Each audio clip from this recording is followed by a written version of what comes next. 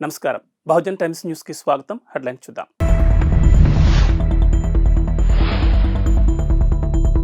వైసీపీలో బుజ్జగింపుల పర్వం షురు. జగన్ నచ్చజెప్పిన నిర్ణయం మార్చుకోని పార్థసారథి.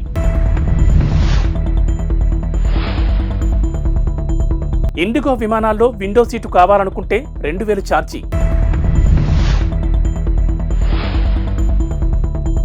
ఇండోనేషియాను కుదిపేసిన భారీ భూకంపం. నియోజకవర్గ ఇన్ఛార్జీల మార్పుతో వైసీపీలో హీటెక్కిన అసంతృప్తి తీవ్ర రూపం దాలుస్తోంది. వచ్చే ఎన్నికల్లో టికెట్ రాదని తెలిసిన నేతలు ఒక్కొక్కరుగా పార్టీని వీడేందుకు సన్నద్ధమవుతున్నారు. ఈ నేపథ్యంలో బుజ్జగింపుల పర్వం మొదలైంది. పార్టీ తీరుపై తీవ్ర అసంతృప్తితో ఉన్న పెనమలూరు ఎమ్మెల్యే కొలుసు పార్థసారథిని జగన్ నిన్న తన కార్యాలయానికి పిలిపించి 20 నిమిషాలకు పైగా మాట్లాడారు. పార్టీని వీడొద్దని, సముచిత స్థానం కల్పిస్తామని హామీ ఇచ్చినట్లు తెలుస్తోంది. అయినప్పటికీ ఆయన ముభావంగానే ఉన్నట్లు సమాచారం.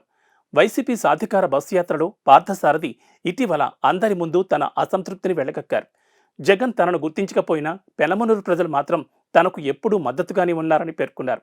ఆయన చేసిన ఈ వ్యాఖ్యలు ఊహాగానాలకు కారణమయ్యాయి.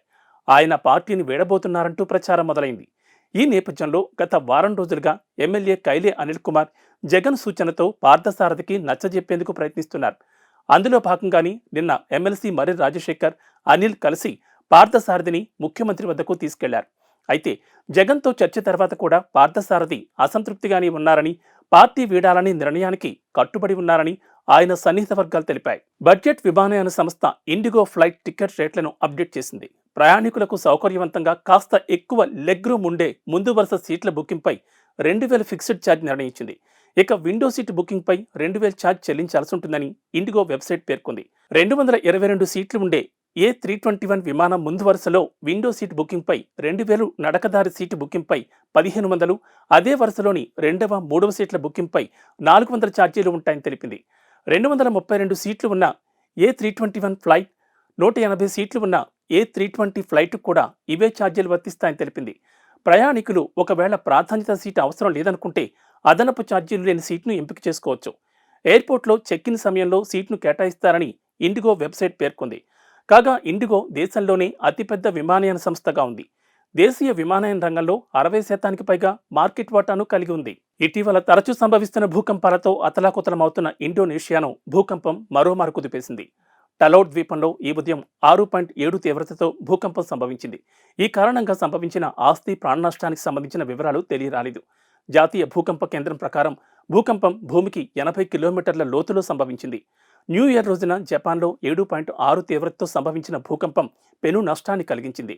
దాదాపు 100 మంది ప్రాణాలు కోల్పోగా 200 మంది ఆచూకీ ఇంకా తెలియరాలేదు. గత 8 ఏళ్లలో జపాన్లో సంభవించిన భారీ భూకంపాల్లో ఇదొకటి. పుస్తక ప్రియులు ఎప్పుడిప్పుడా అని ఎదురుచూసే హైదరాబాద్ నేషనల్ బుక్ ఫేర్ తేదీలు వచ్చేశాయి. ఈ ఏడాది 36వ బుక్ ఫేర్ ఫిబ్రవరి 9 నుంచి 19 వరకు జరగనుంది. ఈ మేరకు బుక్ ఫేర్ కమిటీ సోమవారం ప్రకటించింది. ప్రతి ఏడాది మాదిరిగానే ఈసారి కూడా ఎన్టీఆర్ స్టేడియం వేదికగా దీన్ని నిర్వహించనున్నారు.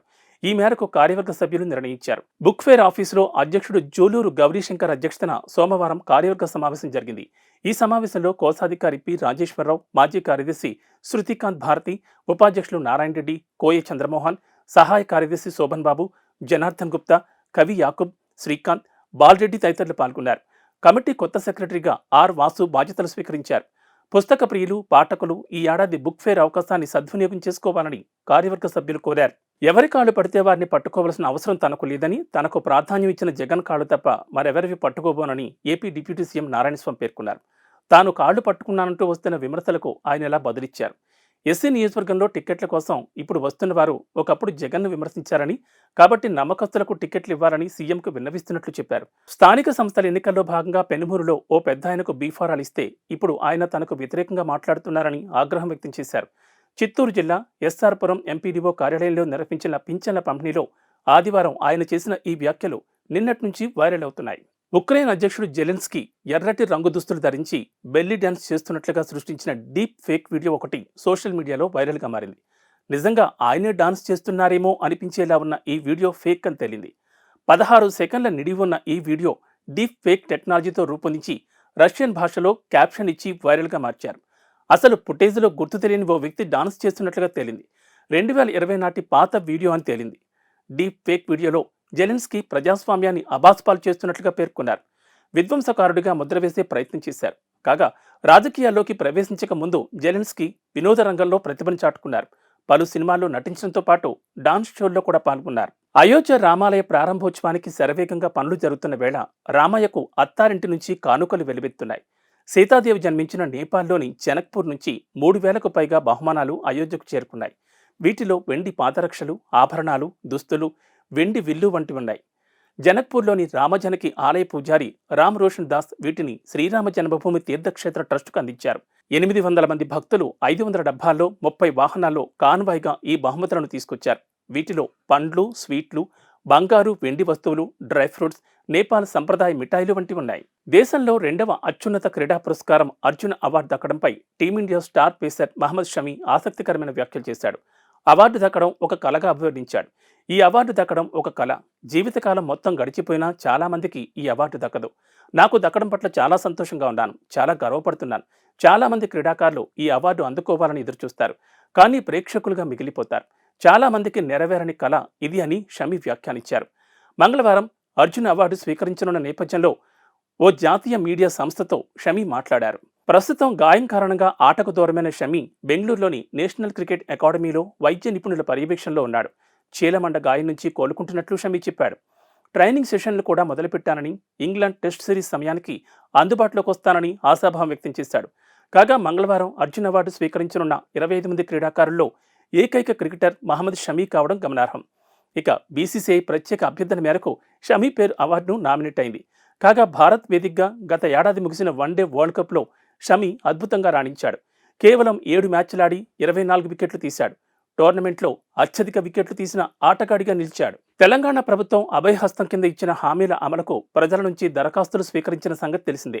డిసెంబర్ 28 నుంచి జనవరి 6 వరకు ప్రజాపాలన పేరిట ప్రత్యేక కార్యక్రమం ఏర్పాటు చేసే ప్రభుత్వ పథకాలు పొందేందుకు అర్హులైన వారి నుంచి దరఖాస్తులు స్వీకరించారు. ఈ దరఖాస్తులు అందించేందుకు కొన్ని చోట్ల గంటల కొద్దీ క్యూ లైన్లలో నిలబడి ఎన్నో వ్యయ ప్రయాసాలు కోర్చి తమ అప్లికేషన్లను ప్రజలు అధికారులకు అందించారు. అయితే ప్రజలు అంత కష్టపడి సమర్పించిన ప్రజాపాలన దరఖాస్తులు హైదరాబాద్లో నడి రోడ్డుపై ప్రత్యక్షమయ్యాయి.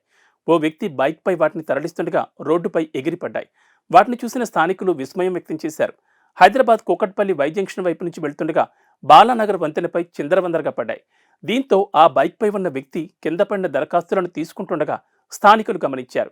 ఎవరో ర్యాపిడోలో బుక్ చేస్తే తాను తీసుకుని వెళ్తుండగా అట్టపెట్టి తిరిగి దరఖాస్తులు రోడ్డుపై పడ్డాయని ఆ వ్యక్తి వివరించాడు. ఇతర వివరాలు తెలియదని చెప్పాడు. అట్టపెట్టిలో 500కు పైగా దరఖాస్తులుండగా వాటిపై హయత్ నగర్ సర్కిల్ పేరు రాసుంది. అసలు సంబంధం లేని ప్రాంతానికి అవి ఎందుకొచ్చాయన్నది ప్రశ్నార్థకమైంది. ప్రజాపాలన దరఖాస్తులు ఇలా నిర్లక్ష్యంగా ఓ చోటు నుంచి మరో చోటుకు తరలించడంపై ప్రజలు ఆగ్రహం వ్యక్తం చేస్తున్నారు. తాము పనులు చెడగొట్టుకుని గంటల తరబడి లైన్లలో నిల్చుని పథకాలు వస్తాయన్న ఆశతో అప్లికేషన్లు ఇస్తే ఇలా నిర్లక్ష్యంగా వ్యవహరిస్తారా అని మండిపడుతున్నారు. ములుగు జిల్లా కమలాపురంలో బల్లాపూర్ ఇండస్ట్రీస్ లిమిటెడ్ కంపెనీ పునరుద్ధరణపై సీఎం రేవంత్ రెడ్డి సీనియర్ అధికారులతో సమీక్ష నిర్వహించారు. ఈ మిల్లులో వస్త్రాల తయారీకి ఉపయోగించే కలప గుజ్జు తయారవుతోంది. 2014లోనే ఈ మిల్లు మూతపడింది. దీంతో చాలా కార్మిక కుటుంబాలు ఉపాధి కోల్పోయాయి. వీరందరికీ ఉపాధి కల్పించడంతో పాటు స్థానికంగా ఉద్యోగ కల్పనకు వీలుగా ఈ మిల్లును తిరిగి తెరిపించేందుకు సీఎం చొరవ చూపారు. నేషనల్ కంపెనీ లా ట్రిబ్యునల్ తీర్పు ప్రకారం ప్రస్తుతం బిల్ట్ కంపెనీ ఆస్తులు Finquest financial solutions private limited అధీనంలో ఉన్నాయి. ఆ company MD Hardik Patel, ITC paper boards division CEO Vadiraj కులకర్ణితో పాటు సంబంధిత అధికారులతో సీఎం రేవంత్ రెడ్డి సోమవారం సమావేశమయ్యారు. ఫ్యాక్టరీని పునరుద్ధరించాలనే ఆలోచనను వారితో పంచుకున్నారు. ప్రభుత్వం తరపున తీసుకోవలసిన చర్యలు, సాధ్యాసాధ్యాలను చర్చించారు. ఏపీఎస్ఆర్టీసీ ఉద్యోగులకు ప్రభుత్వం గుడ్ న్యూస్ చెప్పింది. నైట్ హాల్ట్ భత్యాన్ని ఫిబ్రవరి 1న జీతంతో పాటే ఇచ్చేందుకు సంస్థ ఈడీ బ్రహ్మానందరెడ్డి హామీ ఇచ్చారని ఎంప్లాయీస్ యూనియన్ తెలిపింది. ఈ అంశంపై సోమవారం ఆయనతో చర్చించినట్లు యూనియన్ అధ్యక్ష ప్రధాన కార్యదర్శులు పలిశెట్టి దామోదర్రావు, నరసయ్య తెలిపారు.